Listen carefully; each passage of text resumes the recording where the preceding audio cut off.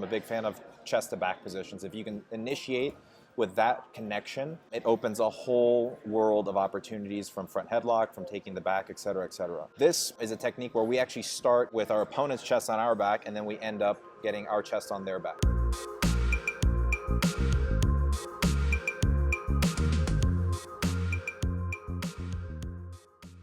Today I'm very, very happy to have my very good friend Giancarlo Bodoni here with us to talk about something that he is absolute expert in, which is this idea of getting your chest on your partner's back. And so we've been training for the last couple of days, and one thing that's really stood out to me about about what you're doing these days is this kind of counter to front headlock, this drag out position.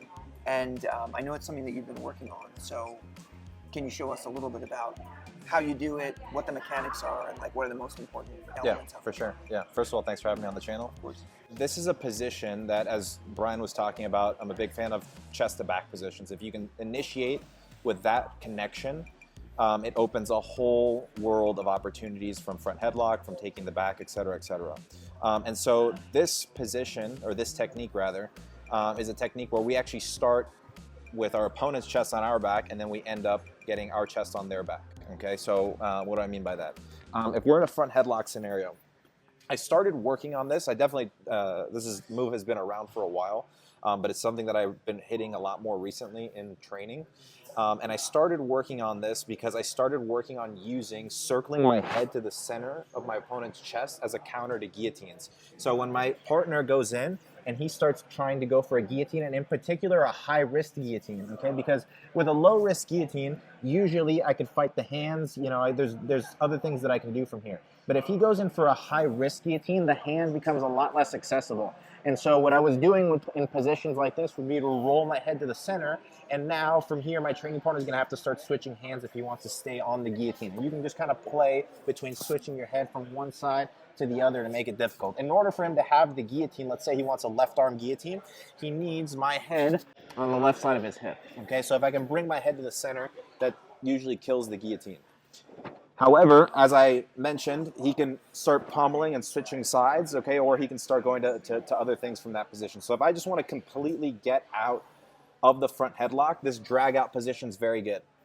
So what we'll start doing is from here, I don't want to spend too much time with my training partner's head around my neck.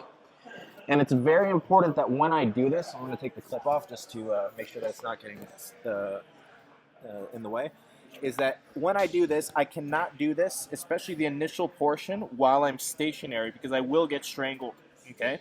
So as I feel that my training partner's in front headlock, he's grabbing a hold of my arm, and right from here, we're just going to take our outside leg up, and we're going to grab a hold of the elbow.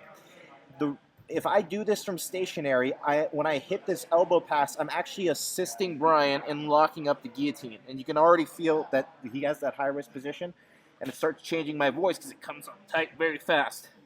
So from here, it's very important that as I do this, I take my head from the back of my head from Brian's rib cage to the center of the sternum. And I'm pushing this elbow across. As I push the elbow across, ideally, if his hands are locked here, we'll push the elbow across and I'll start feeding into this drag position. And the whole while that I'm doing this, once I get to this arm drag grip, I'm reaching for my training partner's leg or hip. And as I'm doing it, I'm coming off the floor and I'm circling so that we're side to side with each other. And then from here, I'm in a good position to get my chest onto my training partner's back.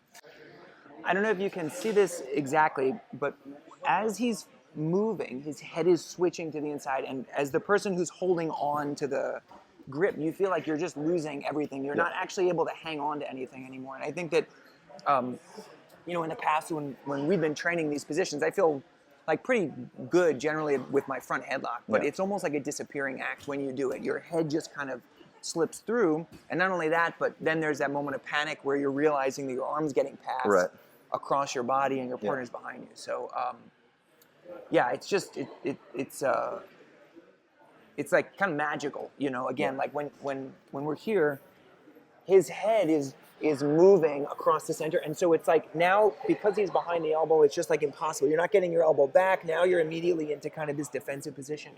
It's it's super tough to deal with. Yeah. I don't know. I haven't been able to deal with it successfully. So Well, most front headlock escapes too, I feel like they just get you back to neutral. Yeah. Whereas I feel like this at least gives you an opportunity. Worst case scenario, if you lose it, okay, you're back to neutral. But if you get it now, you got behind him with relatively little work. So that's why I've been happy with developing this one. And this, you cover a lot of this stuff on your DVD. Giancarlo has a DVD on chest to back attacks, right? With, yeah, we do. I have chest to back in front of the elbows and behind the elbows, and now I'm working on the chest to chest portion of that series. So it's basically just utilizing those two connections as the foundation of basically like the mount and the rear mount. And so that's kind of the premise behind the instructional. Awesome. So if you want to learn more about chest to back, this sort of defense and defensive attacks and shifting from defense to offense, and how Giancarlo, at least part of how he went on to become the ADCC champion, you can check out the links below. We're going to put links so that you can find his DVDs down there. And this has been awesome. Thank you so much for taking the time. Yeah, I appreciate it. Great to work with you. Yeah, my pleasure.